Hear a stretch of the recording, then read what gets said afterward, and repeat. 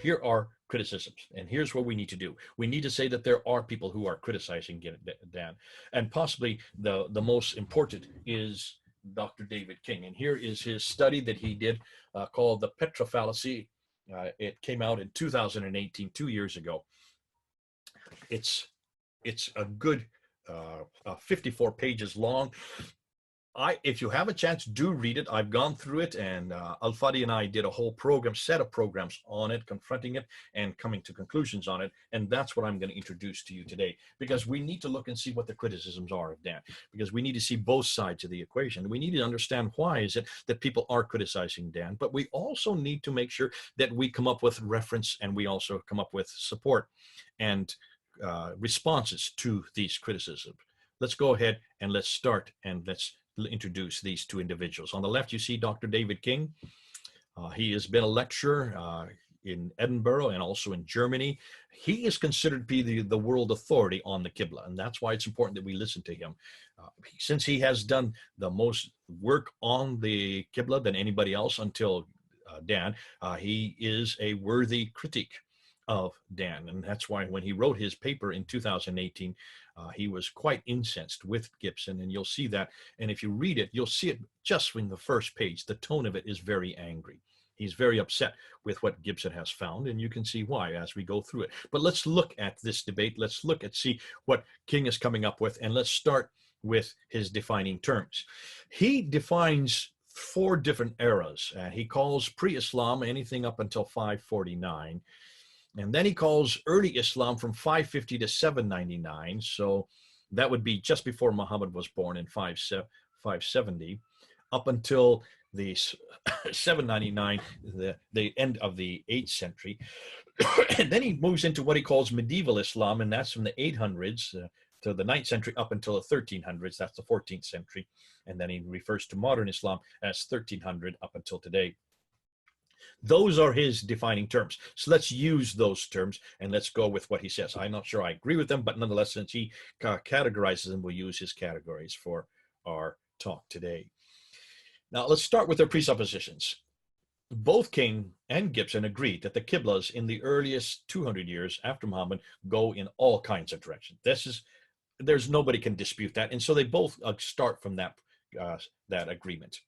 King, however, assumes that the 9th through 12th century Muslim scholars, the medieval scholars, who were mathematicians, that their mathematical viewpoints and theories are the correct ones, suggesting that the earlier myriad of Qibla's directions were due to not knowing mathematics, that they were just ignorant. The earlier Arabs were just simply ignorant, and so they use other varied reasons for their directions, and that's why we find a multiplicity of different directions of the Qibla. Gibson assumes that these medieval scholars from the 9th and 12th century are much too late. And so instead, he goes back to the 7th and 8th century, to the time that these mosques were being built, to the time that the Qiblas were being formed, and measures the Qibla on the ground. So he goes to each one of these mosques personally and measures them, and then comes up with other theories to explain them. Now, of course, you know what they are, that the Qiblas follow not a multiplicity of directions, a variety of directions, but really only 4 directions. And they are all understood once you look and see what's happening politically on the ground. If you follow the politics, you can follow why the 4 Qiblas were created and maintained. Now, these 4 directions you can see here, I've done this already. You have about 17 of them that are up till 706 only facing Petra. There was a confusion for the next 100 years. Then the 20 that face in between, followed by the 10 that face Mecca and the 6 that are parallel. Yet the Qibla was then not finalized towards Mecca until 876, which is 250 years, much too late. Here's that first one. This is a kind of review what we just did, but I wanted just to make some notes on that. There are no Qiblas which are directed in any other direction than Petra up to 706, and these earliest mosques were probably previously Nabatean temples. This comes up a lot of times. People ask me, how can you have Qiblas that exist while Muhammad was still living, such as 624 and 632? Well, these are Nabatean temples. That's why. These were the Nabateans who their temples were always facing their ancestral temples, and they were facing, therefore, the sanctuary. So they were facing the sanctuary of their people, of their ancestors. That's why they were all facing Petra. They then became mosque as Islam then took them over and then renamed them. But mosque could be in any language, I'm sorry, in any culture. A mosque is a place where you bow, a place of bowing. And that's why those original floor plans, that's why it's so important you go to the ruins, and that's why it's so important that you then measure those qiblas. Since the Nabateans were traders who were famous for being able to cross the trackless deserts on camels, they never had their own empire. So Petra took on an even added importance as their sanctuary, littered with tombs and temples. Here, I'm looking for the word, and it's right there on the page. The second qibla between, let's ask some notes on that. The first of these between mosques was built after the Second Civil War in 706, and it was known as the Wasit Mosque, which might, if you know anything about Arabic, Wasit means between. So it was named for what it was doing. It was named because it was between these two cities. That should be quite evident. It was built in Iraq by Al-Hajjaj, who is the governor over there in Kufa, the governor of Iraq under Abd al-Malik, after killing Ibn Zubair in Hijaz. That's the reason he turned away from Mecca. 20 more mosques were built using this between direction of Qibla, all under the authority of Al-Hajjaj. And they were continued to be built until Hajjaj died. Once he died, there was no reason now to build these mosques in that direction, and they were then redirected back to Mecca. Al-Kinani al-Basri in 776 to 868 mentioned that the between qiblas tarnished the reputation of the Caliph al-Wali, the son of Abd al-Malik, who allowed them. So you can see that this is well known. This is in their traditions. They called them the between the mosques. So this is not something that Dan Gibson has made up off the top of his head. He's actually referring to not only what the traditions say, but also the historical context of that day. Now, the Meccan mosque only began to appear in 727. That's over 100 years too late. Muhammad ibn Abd al-Azraqi in 837, author of the Kitab Akhbar al-Makkah that I referred to earlier, which reports about Mecca. The earliest of 17 manuscripts are from the 12th century, gives dimensions for the walls of the Kaaba, which fit Petra perfectly, but not Mecca. Archaeologists in Mecca still today have not found a thing of note except an old Ottoman fort, suggesting that there simply is no history to Mecca.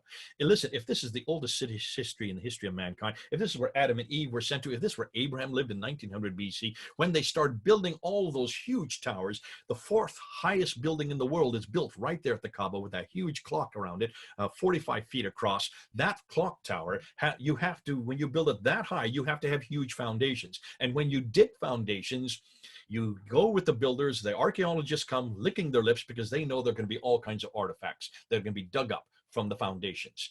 They haven't found a thing. Not one thing.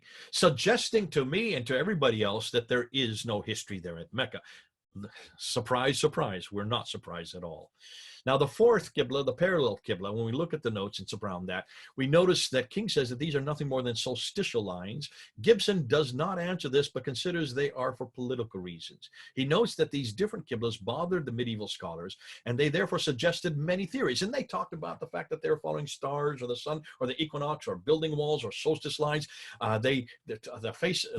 Whereas even facing the walls of the Kaaba or the quadrants of the Kaaba, etc., etc. They try to find out every type of excuse as to why these qiblas were facing many different directions. Now, it is these varied ideas that Dr. King accepts. He just accepts wholesale the medieval scholars who are writing the 9th and 10th century. Very few people today accept these theories because they just are that, nothing more than theories. There's nothing that they are looking at that they can support it other than that. I think this is what they're doing. I think it's going this way. I think it's going that way. Therefore, they are suspect. And that's why Gibson's four qiblas match the historical account so much better and therefore are more readily acceptable. Now, let's go into their methodologies. How did they come to their conclusions? King only studied around 5 to 6 mosques. And remember, this is the world authority on the Qibla, and he only studied 5 to 6 mosques. He only physically went to one mosque. He only went to one of them.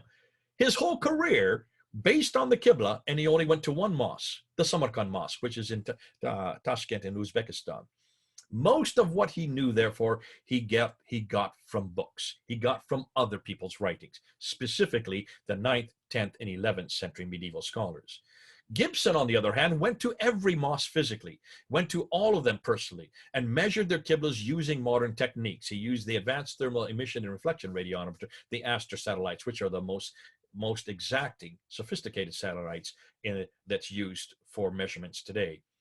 King, rather than quoting 7th to 8th century writers, which he should have done because they were writing at the time these mosques were being built, simply quoted later 9th to 11th century medieval Islamic scholars concerning their theories regarding why the earlier Qiblas were so ulta-pulta, as we say in Hindi. He loved to use al-Bazdawi, who lived from 1030 to 1100 up to the 12th century, because he wrote a paper on him in 1983. Yet look at the dates, much too late, and all of his ideas are nothing more than theories or guesses. He only trusted them because they were closer to the time than we are. Can you see the problem there? No, they aren't. They may be closer than we are, but they're not closer to the material that Dan Gibson went to. King's assumption assumed that the variety of Qibla directions were due to the inability of the ancient Arabs to find accurate Qibla directions because they didn't know mathematics and thus were simplistic and inaccurate. He forgot just how adept the ancient Nabateans were in crossing the great trackless deserts using the stars to guide them. He also assumed that the later Meccan Qiblas were much more accurate and thus believed that they knew better than the earlier Muslims how to direct Qiblas. But this is not necessarily true. Note, we already looked at this.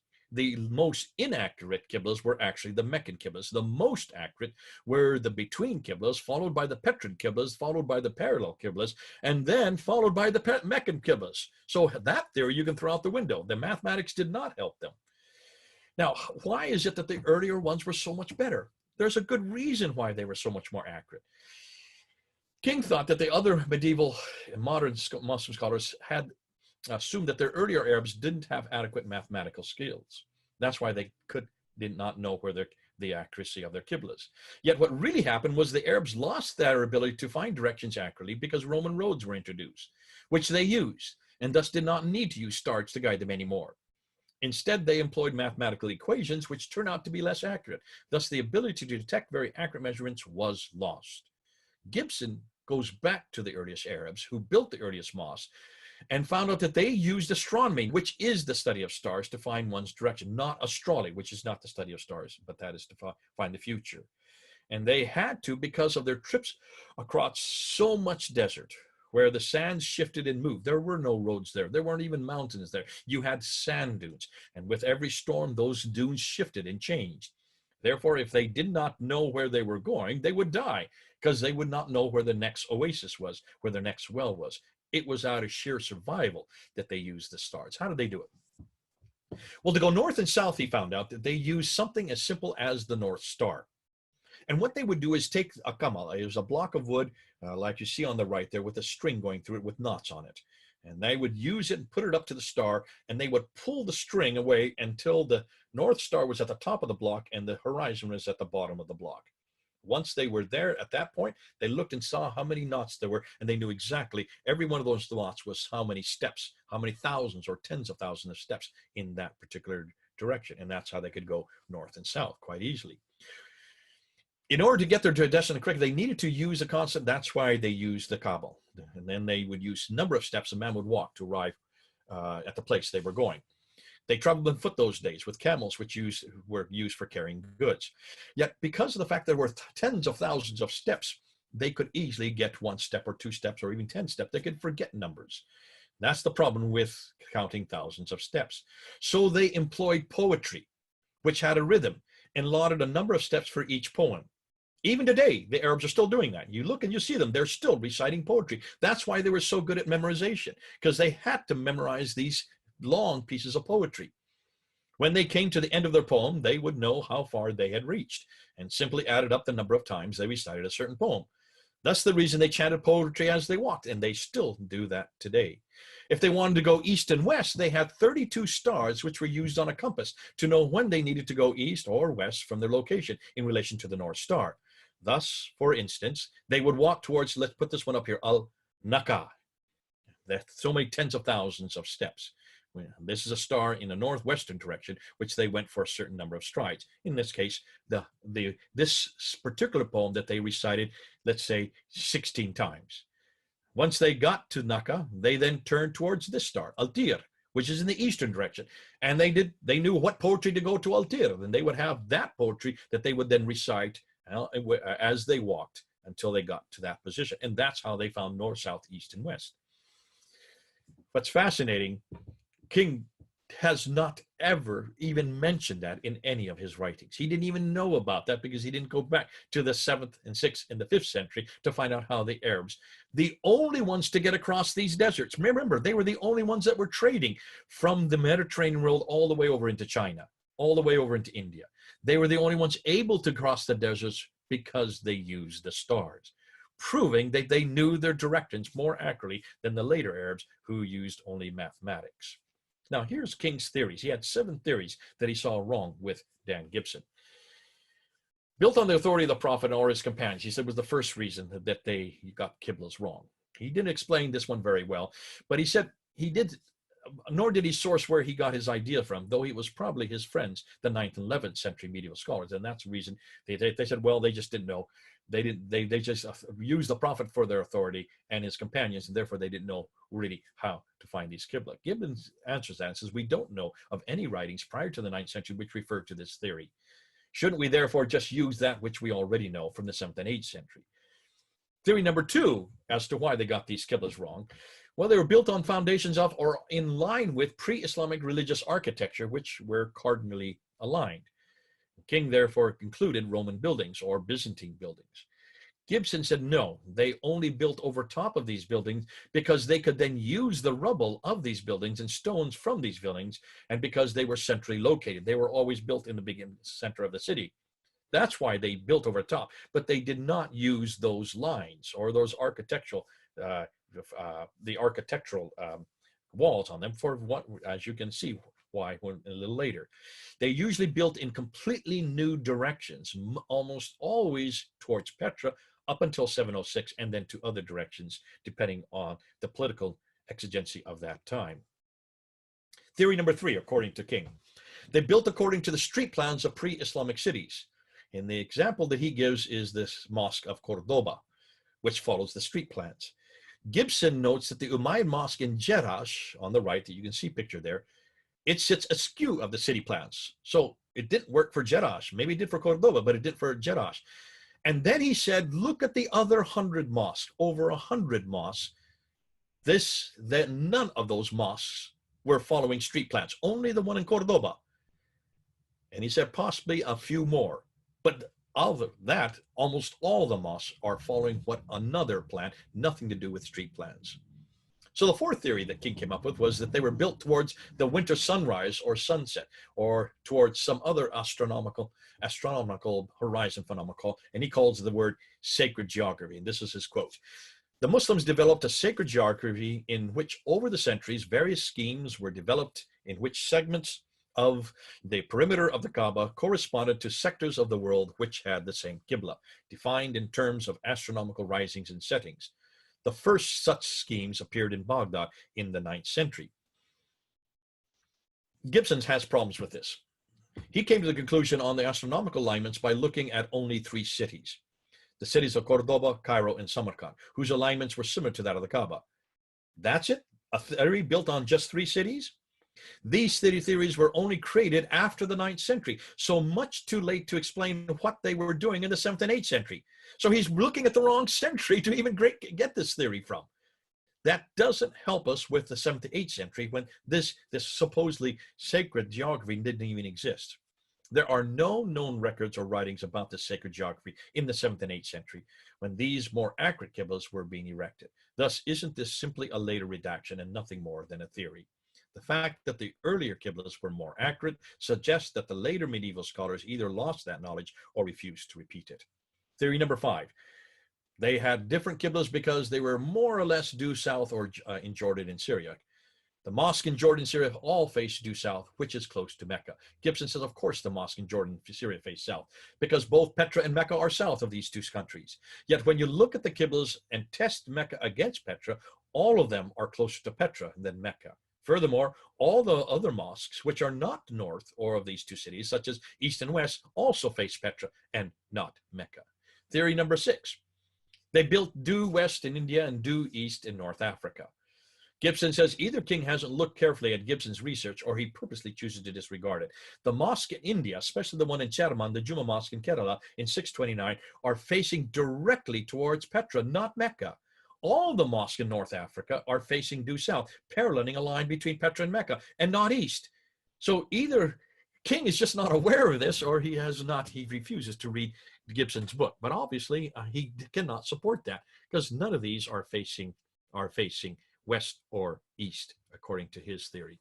Theory 7, built more or less due north in Yemen and East Africa. Gibson once again says either King hasn't looked at Gibson's research or he purposely chooses to disregard it. Naturally, the mosques in Yemen and East Africa are facing north because both Petra and Mecca are north of these countries. The Grand Mosque in Sana'a, built in 705, is only 0.36 from Mecca, but 8.8 degrees from Mecca. So it is very much facing Petra and not Mecca. So that debunks King's theory right there. What's more, there are absolutely no early East African mosques discovered yet. So why is he even saying that? He has nothing to support it. And then King comes up with 6 mosques, and he tries to explain by using these 6 mosques that Gibson is completely wrong. He starts with the Umayyad Mosque in Damascus. He says that it faces Petra, but it was built on a Byzantine basilica, which replaced a Roman temple. And that's why the Syrians happily built a mosque facing the Syrian corner of the Kaaba. Gibson knows about the history of this mosque, but the Byzantines did not follow the designs of the Roman temple below it. They only used the rocks and debris from the Roman temple, nothing more. So either King did not know this history or he refuses to admit it. The Muslims, like the Byzantines, built this mosque at the same place as the Byzantine church because it was in the center of town, but they completely tore it down and built over top of it using the debris. And the mosque does not face Petra, but the between position, so it's not even the same direction as the Byzantine basilica. And it is the same with the other 20. So again, debunks that theory pretty quick. The Dome of the Rock. This is probably the most famous one, as we've been talking about before. And King says that it's facing south, so that could be Mecca. The problem, it's 12 degrees off from Mecca, and it's only 3.4 degrees from Petra. So it's obviously, it is much closer to Petra. It's even more close than the between mosques. So the Dome of the Rock and the Dome of the Chain and the Dome and the Al-Aqsa Mosque and the whole citadel are facing Petra. So certainly not Mecca. He then goes to the Canton Mosque, the Guangzhou Mosque, and he disputes that. He says he believes it was directed towards the summer solstice, which is 295 degrees, and it couldn't have been built in 627, which is before Muhammad had died. Gibbon, again, says, listen, this was not a mosque, it was a temple. It was a Nabatean temple to begin with. Tradition says it was built by an uncle of Muhammad in 630. It was rebuilt in 1350 and 1695. On page 134 of his book, he shows that there was much contact with the Arabs and the Chinese at this time, from 100 BC to 600 AD. So there is no reason to doubt previous contact with the Nabateans. John Hill, he points to John Hill, who writes about the Chinese Silk routes and mentions that the Chinese explorers visited the Middle East between 25 and 50 AD. He found that the Chinese had contact with the Nabateans specifically and took a group of them to China, where they could easily have explained their use of the stars that early. We are now only hearing about these contacts between the very early Arabs and the Chinese in just the last 4 or 5 years. Over 100 records of exchanges between the Chinese and the Romans are recorded as well. So it would have been easy for them to have incorporated the Nabatean technology for finding and directing using the stars. Again, debunking completely what King had said earlier. King then goes to the Sana'a Mosque there in Yemen, suggests that the major axis of the mosque is parallel to that of the Kaaba in Mecca. They wanted it to face the southeastern wall of the Kaaba, not Petra, which they knew nothing about. Gibson says that everyone had contact with Petra. Why is he saying that this was not known? Take a look at the maps that we showed earlier. It's a center of all the trade routes, so they all knew about Petra. What's more, it has a history going right back to the 2nd century BC. Where is there any literature, in other words, before medieval theories, which speak of using any walls of the Kaaba for directing early Qiblas? It just doesn't exist. This is nothing more than a theory that was created in the 9th, 10th, and 11th century. If they knew the direction of the Meccan Kaaba walls and were able to parallel the mosque so that direction was accurate, then why couldn't they have also directed their Qibla with equal accuracy directly towards Mecca? So you can't say that that's the reason they directed it, because then they would know exactly where that mosque was, and they could have therefore put their Qibla in that direction. The fact is they didn't direct their Qiblas to Mecca until after 727. It was not even a factor because there was no Mecca that early. He talks about the Cordoba Mosque in Andalusia, and he says that it's facing south and not towards Mecca, and this is his quote. He believes it was built to follow the Roman pattern with the minor axis solsticially aligned between the summer sunrise and the winter sunset. And it was built exactly in accordance with that suburban seat street plan. And that is why it faces a direction perpendicular to the solstice. Its major axis is parallel to the major axis of the Kaaba. And King uses Michael Bonin, who has found that these mosques in North Africa follow Roman plans of a city, which follow the cardinal directions. Gibson's response to that. The map at the right, just take a look at it and look at the red lines. They do not follow these directions. Note the differences between the older southern section and the newer, two completely different directions. If this Cordoba mosque follows Roman roads, then why do the other 8 North African mosques follow southern directions without equivalent Roman roads? This theory is maybe only possible for Cordoba, but not the other 8. He believes the North Africans decided to follow neither the Umayyad nor the Abbasid sanctuaries, but used a direction which gave credit to both, and only when the Abbasids finally took over, all the subsequent North African mosques aligned their Qiblas towards uniquely Mecca. Number 6, the last one, Wasit Mosque. King believes that it was built and then that was faced the winter sunset, which is parallel with the Meccan Kaaba northeast wall, chosen by early Iraqis and then redirected later using mathematical equations. And he says that this was mostly acceptable in those days, but doesn't quote anyone, he just says it. Gibson's response is, isn't it odd that they could build a Qibla in which was more or less parallel to the northeast wall of the Kaaba, but they could not find the Qibla, which actually was directed right at the Kaaba. And it was called the Between Mosque by Al-Hajjaj for a reason. Wasit means between, and this was his first mosque. Now we go into how his anger against anybody that disagrees. When you read this paper here, it is full of anger, full of vitriol. It is not very academic. It does not seem to have been written by a scholar. He says this, I never thought while preparing all my research that someday someone would come along and announce that all earlier mosques are oriented towards a location other than Mecca. No serious scholar, Muslim or non-Muslim, would ever have thought that mosques might have been deliberately oriented towards somewhere other than Mecca. If they had, they would rightly be considered deranged. This shows the danger of assuming Islam has its own history correct. Interestingly, only he, as a scholar, refused to consider any other possibility.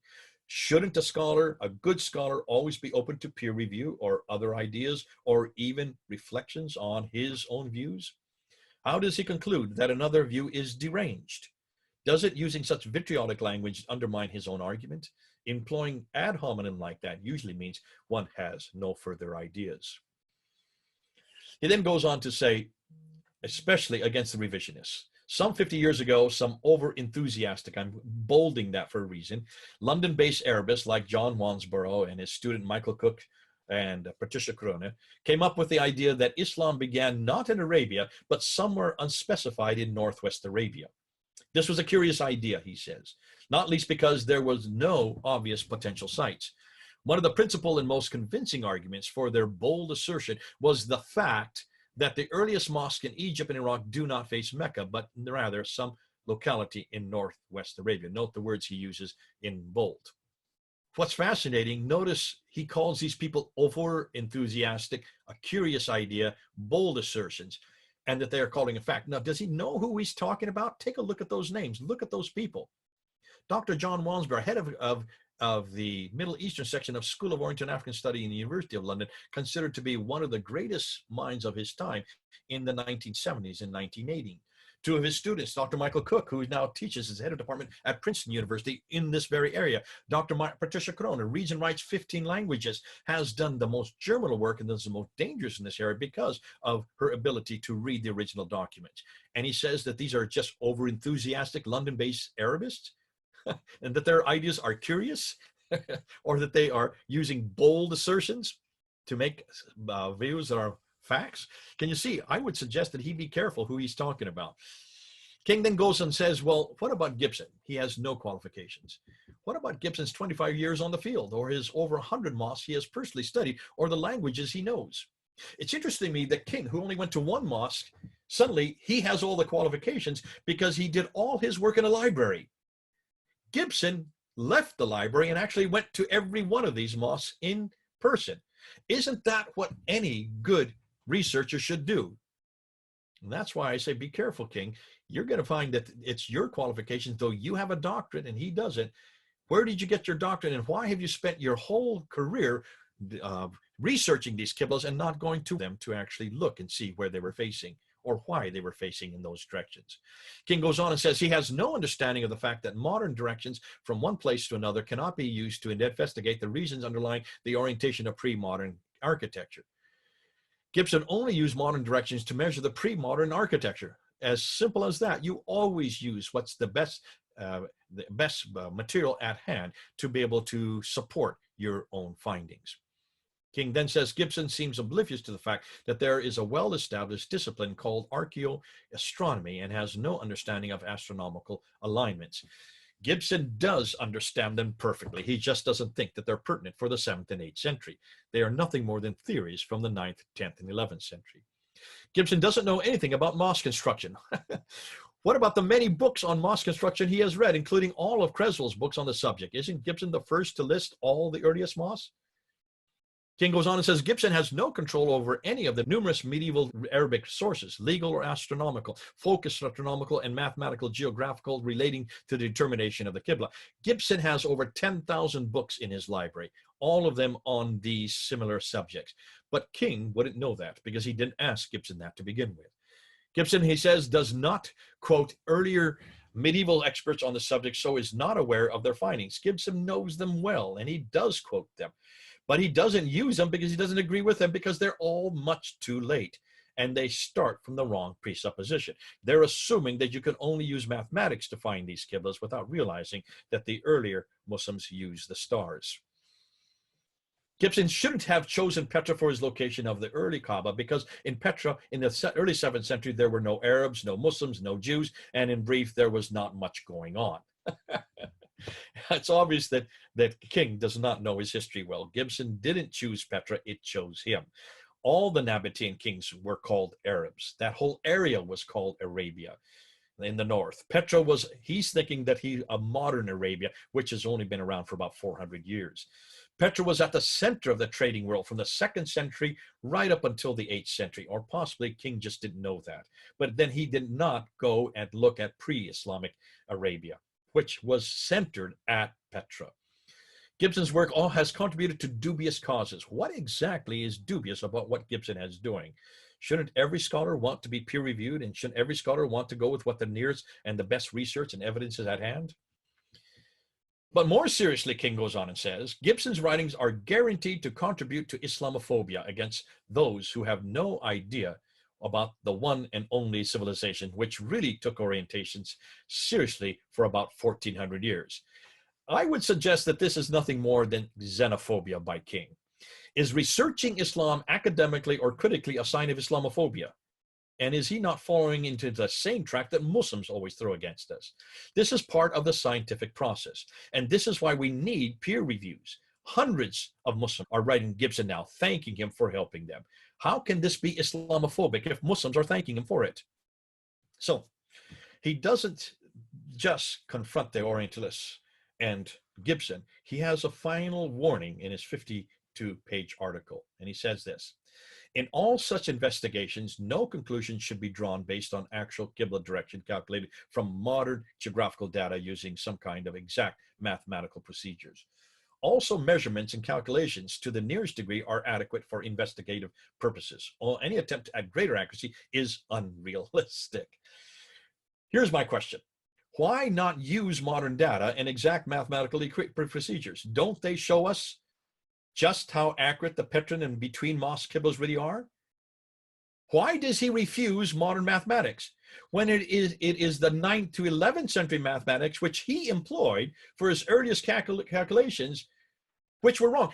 Why in the world, if he did that, and he was the whole reason why he used the 9th to 11th century scholars, is because they had more accurate mathematical equations, why is then he disputing it here?